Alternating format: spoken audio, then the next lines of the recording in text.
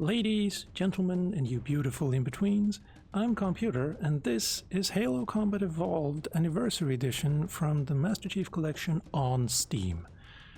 That's a lot of words that don't really make any kind of sense. It just came out a couple of days ago and was released with very little fanfare, or like, it came as a surprise at any rate. And the fact that it just came out actually gives us a bit of a hint as to when the next couple of games will come out. Because Reach came out in December, on December 3rd, to be more specific, and then Halo 1 comes out on March the 3rd, 3 months later. So yeah, we're probably going to see Halo 2 in June, Halo 3 in September, and Halo ODST in December, and then finally Halo 4, in March 2021. So yeah, we'll have quite a wait ahead of us. Though on the other hand, they might squish Halo 3 and ODST together, kind of. In which case, 4 will possibly come out around December. Don't know, and no one knows, so yeah. And yeah. The Anniversary Edition obviously comes with the upgraded graphics, although it's not really upgraded graphics, just upgraded textures, because the geometry is exactly the same as it was almost 20 years ago. Except they've filled in a few things, I guess. Though I'm guessing that's actually hollow, like, or there's an invisible wall there. I don't know. Don't care. Also, here we have the first skull in the game. You can see it in the new advanced or remastered graphics, but not in the classical one. And if you walk over it, nothing happens until you do it in the remastered. So that's a little tutorial for you. If you can't find a skull, you're probably using the classic, or you're in the completely the wrong place. You never know. In terms of like gameplay, I had a lot of problems with Reach when it came out, getting the controls to work the way I remembered them to. Getting them to work the way I remembered, yeah, you get it. Yeah, it took a lot of work and just kind of made me chill a little on the game. Whereas this, I actually took the time to get everything to work properly, and I kind of love it, playing with the controller right now. Although, I did find, let's see, go in settings, it kind of annoying, I found it kind of annoying if we were using full sentences, that you cannot rebind the controls completely. And there's something wrong with every single layout that I've found. And there's no way to fix it with third-party software. Like, I've tried using Joy to Key, and the game will kind of recognize that you're trying to do something different, but not fully. So, for instance, just to test things out, I rebound crouch to jump. And the game thought like, oh, you want to jump and crouch at the same time. We can do that. So it's kind of weird, but the thing that makes it all the more annoying is that the keyboard has fully rebindable keys on everything, but they didn't afford the same courtesy to gamepads, which I just find kind of insulting, because, like I said, there's something wrong with everyone. I almost sounded like I've talked about people there. Like, for instance, here I want reload. I want to put throw grenades on the right, like trigger. Reload on, no, not right trigger. You know what? Forget I said that. Throw grenades on left trigger, and then reload on right bumper, and melee instead of flashlight, because you never really use the flashlight, and you don't need to when... Yes, thank you. You don't really need to, because everything is way brighter than they used to be. So, oh, you almost ran through me there. And yeah, that's something you'll find throughout the game. If you're playing on Classic and you can't see where you're going, you use the flashlight, or just switch to this because it'll make your eyes bleed. And yeah, so I'm a little annoyed and insulted that the game doesn't think I can rebind my own keys, kind of. Let's see, and I think I can get a glitch to work here. Yes, checkpoint done, and switch. And we get an unloaded gun, or a gun that's not loaded, if we're using the proper parlance. Then we'll run out as quickly as possible without getting a checkpoint. And yeah, the door here is now open. It wouldn't have been. And that guy's dead. Move out of the way, please, so I can kill this thing before it kills my friends. Good. So, I have a plasma pistol. I have an assault rifle. And if we go back in here while everyone is dying on our... We wait for a second to get checkpoint done, up to the left, and now these guys have spawned. Just gonna deal with that. And all of a sudden we have 1, 2, and 3 weapons. There's no weapons on the ground here, just... Everything's just cool right now. This bug has been around since the very first Halo came out, and like it's... Please die. They never really fixed it. They fixed other bugs, like being able to get... Wow, you died easy. Is this really heroic? It is heroic. Wow. Kind of nonplussed, I guess. On Assault on the Control Room, you could, in the original game, shoot a rocket launcher up at a platform that contained a... not a Banshee, I forget what they're actually called, the flying things, and get it to fall down, and then take it and skip basically 50% of the Assault on the Control Room map. Please die, please die, please die. Oh. Please. Don't walk in front of me. Yeah, the AI is pretty stupid. Thank you. Yeah, I'm putting in a bit here where one of the AI steals my ride and runs me over, which wasn't fun. It was kind of very aggravating, actually. I saw you red there. Yes, thank you. And yeah, there's also a lot of like graphical glitches that are still there, and you know, all of the classic audio glitches. Is this really heroic? It can't be. Oh, well. Did it hit me? No.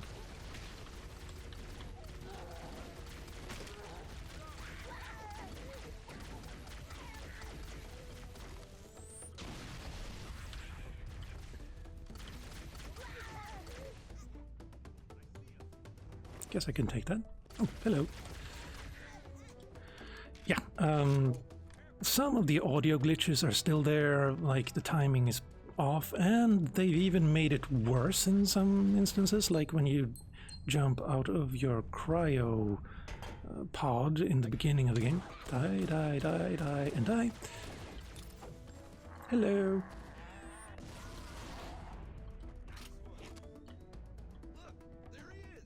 Yes, here I am. And there's also a lot of new glitches that weren't either in the anniversary or... Come on. Yeah, you don't walk in front of me when I'm firing. Oh.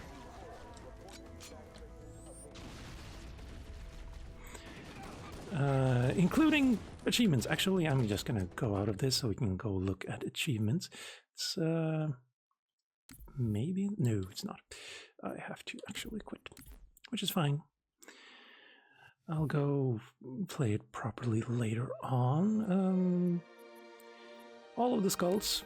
I am not actually sure right now, but I think you can choose skulls before you've actually found them in the game. This page right here was always available to me at any rate.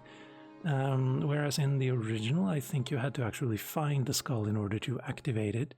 So yeah, and using the bandana skull right here will make it so you can't get any scoring achievement and any time attack achievements, but you can get any like collection achievements, like getting all of the other skulls, or the terminals, or I think even finishing like a level will give you the achievement. And like I said, we were talking about the achievements. Nope, that's not where I want to go. Thank you. Go back. Career. Here. Now, all of my achievements here are in Swedish for some inexplicable reason. Like, it's not even good Swedish. Like, it's like they've used Google Translate. Actually, no. Since it's Microsoft, they probably used Bing Translate, which is worse, so they probably should have used Google Translate. But like, there's words here that haven't been used in Sweden for like ages, since my grandparents were kids. And also, some of these are in English, but yeah. Though, on the other hand, I've had this problem before, and a friend of mine as well. I used to have a friend who was stationed at the American embassy in Sweden, in Stockholm, and he didn't know Swedish, but he had an Xbox 360, and the Microsoft Store, or the Xbox Store, was entirely in Swedish, so he couldn't really use it, and he'd call me occasionally and ask, like, could you translate this for me, please, so I can buy this game? And yeah, he told Microsoft about it, and they said, yeah, we can't fix that. Here's 800 Microsoft points or something. So that was nice of them, but yeah. Now, the achievements. Getting back on topic. They're all out of whack in Steam. In here, they're all working perfectly fine when you get an achievement for beating a par time, which is like, if we go back, and this is annoying me, but yeah, I don't really need to watch the achievements to show you this. Below the actual select there, you see escape intact as Covenant forces board your ships, par time 15 minutes, par score 17,000. That means you need to finish it in 15 minutes or less, but actually less than 15. I think if you hit exactly 15, you're probably not going to get the achievement, but whatever. Now, when I finished Pillar of Autumn, I got the achievement for finishing Truth and Reconciliation, this one, the third mission. When I finished Halo, I got the achievement for Silent Cartographer. When I finished Truth and Reconciliation, I got the achievement for Assault on the Control Room. And when I finished the Silent Cartographer, I got the achievement for 343. No, I got the achievement for Halo. Oh wait, Silent Cartographer was probably Pillar of Autumn. All of these are all out of whack, and then after 343 Guilty Spark, they're all working perfectly fine. Yeah, sorry for the confusion. Also, when I beat the time attack score, or the par time for Pillar of Autumn, I didn't get an achievement at all in Steam. Same thing for Halo, but when I beat Truth and Reconciliation, I got Assault on the Control Room. Silent Cartographer, I got the Pillar of Autumn, and just, like, they're kind of all out of whack, and I think the reason I didn't get any achievement for beating the time on Pillar of Autumn or Halo was because I hadn't beaten the time for Truth and Reconciliation and Silent Cartographer yet. But I had beaten the Assault on the Control Room, which gave me that achievement, and not this one. But then, yeah, it's, like I said, all out of whack and weird. And it kind of feels like the Steam integration is like an afterthought or not a priority at all, or they just gave it to an intern. No, actually, no, let me rephrase that. An intern would probably be a little bit more quality conscientious because they're worried about not getting a recommendation or not getting a job. So they'll probably double check their work. It feels like they gave the assignment to someone who was passed up for a promotion and is now reconsidering their options. That's kind of what it feels like. And it doesn't feel great to be an afterthought. Like, I'm a Steam user, and yeah, just being like non-prioritized, and Halo Reach had all of the same problems with the Steam integration. Though I have been told that people who had problems with the Reach logged in now for Halo CE and their achievements were somehow fixed. So there's at least a light at the end of the tunnel. Potentially, unless it's an oncoming train. That is to say, we'll have the same problem with Halo 2, 3, ODST, and 4. And yeah, it's not great, not a great feeling. And there are also a lot of new glitches, such as just graphical glitches, like the original. Let's actually go to not you, definitely not you, never the library. Let's go here and accept, and accept. This is also kind of annoying. If you want to go back, you have to back out of each of these. So, yeah. Whatever, we're just checking the... Oh, right, yeah, it's a timer. And that's actually another thing. I loved the original loading screens on Halo 1. It was really evocative and, like, mysterious and, like, graphically, like, graphic design, awesome. And this just feels weird. And now I didn't do the thing I wanted to do. Notice how there are no reflections on this, in this video here. Now if we skip and then go here and there and restart, yeah, bear with me. The video is only 17 minutes at this point, so bear with me. Which means that any organism with sufficient mass and cognitive capability is a potential vector. Look at Master Chief's reflection in a couple of seconds. No, nothing. Not his visor. Shall we? That's not how reflections work. That's not how perspective works. It's downright ugly, and like the original Halo had perfectly working reflections, and they looked awesome, and like were kind of mind-boggling at the time, and this just pisses on that memory. And it's my one complaint when it comes to just how they've dealt with the legacy they were given when 343 took over from Bungie. Yeah, whoop, I'm going to move out of the way right now. At least it will. At least this still works. Oh, there you are. Also, beating the time score on... Whoa, that's a really wonky reflection on the door there. We have to stop him. We have to destroy Halo. Yeah, According to my analysis of the available please data, stop. I believe the best I'm gonna course of quit because obviously I don't want to play through this yet. The par time is 20 minutes. 2 Betrayals is way longer than any other mission, really, normally. And to finish it at 20 minutes was really hard, to be honest. You have to cut a lot of corners and just run past everything you see. And still I only had like half a minute to spare at the end. Then again, I did do a little detour to pick up the skull in the same, because I thought I only had 15 minutes and I was at like 16 at the time, so I figured I'm probably missing this, but let's finish the mission anyway. And Assault on the Control Room is 15 minutes. Normally it takes like an hour to finish, maybe more. And my tip is don't use the tank because it's really slow, and just also do it on easy. You can finish all of these part-time achievements on easy, so go for that. The par score, though, you probably can't do that on easy, but at least you don't have to worry about the time.